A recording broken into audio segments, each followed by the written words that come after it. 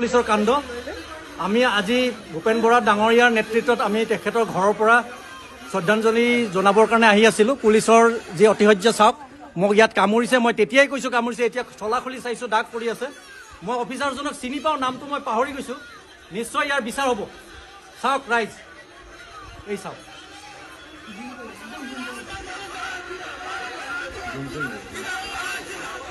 ৰাহুল গান্ধীৰ কেনেধৰণৰ শাস্তি আপোনালোকে দাবী কৰে? এটা কংগ্ৰেছ পাৰ্টি আৰু এটা দলৰ নেতা ৰাজীৱ গান্ধী এয়া মহিলাক যদি অপমান কৰে দেশ চলাব কেনেকৈ?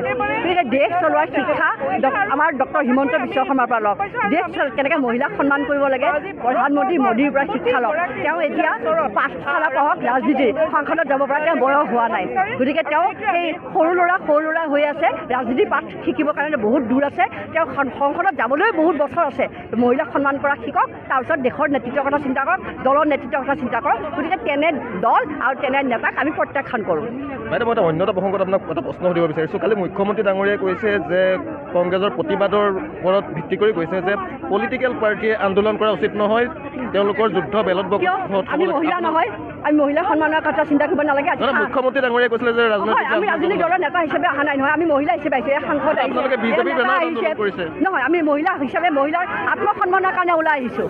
ওলাই আহিবলৈ আমি বাধ্য হৈছোঁ মহিলা আত্মসন্মানৰ কাৰণে। এনেকুৱা নেতাক প্ৰত্যাখ্যান কৰিছোঁ, আমি এনেকুৱা দলক প্ৰত্যাখ্যান কৰিছোঁ। ৰাহুল গান্ধী মুৰ্দাবাদ। আপুনি আজি বিজেপিৰ হৈ অহা নাই, আপুনি যে মহিলা হিচাপে আমি সকলো মহিলা ওলাই আহিছোঁ। ইয়াতে দল পাৰ্টি বুলি কোনো কথা নাই, অল মহিলা ওলাই আহিছে। বাইদেউ, একেটা পলিটিকেল পাৰ্টীয়ে আন্দোলন কৰা উচিত নহয়, তেওঁলোকে পলিটিকেল পাৰ্টি যুদ্ধ হয় বেলত বাকচত, কিন্তু আজি আপোনালোকে বিজেপি এটা আন্দোলন। আপোনালোকে আন্দোলন বুলি ক'লে কি বুজে? আমি ইয়াত আহিছোঁ যি ধৰণে আমাৰ বিধায়ক মহোদয়ে ক'লে যে মহিলা হিচাপে আমি মহিলাৰ সন্মানৰ অৰ্থে আজি আমি ইয়াত ওলাই আহিছোঁ। সাংসদ বিধায়ক নিৰ্বিশেষে আমি প্ৰতিগৰাকী মহিলা ইয়ালৈ ওলাই আহিছোঁ। আৰু আন্দোলন বুলি ক'লে আপোনালোকে নিশ্চয় এই দুদিন কংগ্ৰেছে আন্দোলনৰ নামত কেনেধৰণৰ কাম কাজ প্ৰদৰ্শন কৰিছে সেয়া আপোনালোকে দেখিছে। আৰু মুখ্যমন্ত্ৰী মহোদয় কেনেধৰণৰ আন্দোলন বৰ্জন কৰিবলৈ কৈছে। গতিকে আন্দোলনৰ নামত যি ধৰণৰ বৰ্বৰতা তেওঁলোকে প্ৰদৰ্শন কৰিছে তাকহে তেনেধৰণৰ আন্দোলন বৰ্জন কৰাৰ কথা কৈছে। কিন্তু আজিৰ তাৰিখত আমি প্ৰতিগৰাকী মহিলাৰ সন্মানৰ অৰ্থে ইয়ালৈ ওলাই আহিছোঁ।